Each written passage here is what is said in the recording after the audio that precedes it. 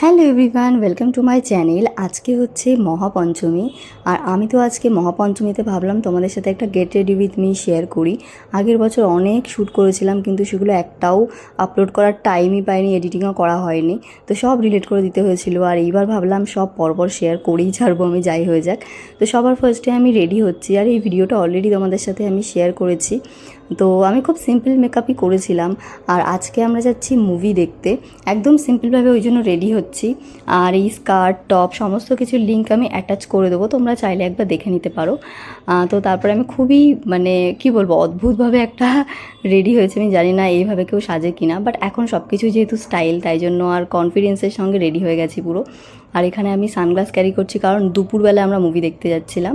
তো finally ready হয়েছি, এই যে আমার ফাইনাল লুক। তোমাদের কেমন লাগলো অবশ্যই আমরা সবার ফার্স্টে স্টার মলেই গেছিলাম, কারণ আমরা স্টার মলেই ম্যাক্সিমাম মুভি দেখে থাকি। আর আজকে দেখবো রক্তবীজ 2। তো পুজোতে ভাবছিলাম যে ঠাকুরই দেখবো, আর খুব কমই প্ল্যানিং করেছিলাম, তাই জন্য খুব একটা কেনাকাটাও করিনি। যাই হোক, তারপর স্টার মলে এসেই সবার আগে সুইটকর্ন খেলাম, কারণ এটা ম্যান্ডেটারি আমার জন্য, এত ফেভারিট। তারপর চলে এসেছি এখানে পপকর্ন নিতে, কারণ মুভি দেখবো আর পপকর্ন নেবো না, সেটা তো হতেই পারে না। আমার তো ফেভারিট পপকর্ন হচ্ছে এই চিজ ফ্লেভার, তোমার কার কোনটা ভালো লাগে জানিও। তারপর আমরা সিনেমা হলের মধ্যে ঢুকে একটু ঢং চং করে স্টার্ট হলো আমাদের মুভি।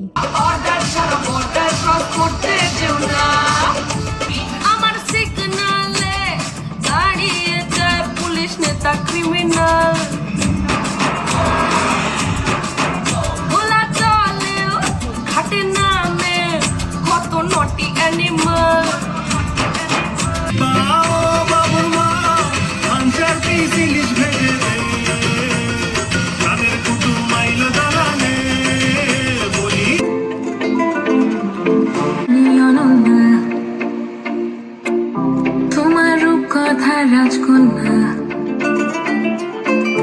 হেসে উঠলে আলোর বন্যা, তুমি আজ বলো না কি চাও। বন্ধু শোনেন না, একটু সোহাগ কইরা যান, টুকটুকে লাল গান।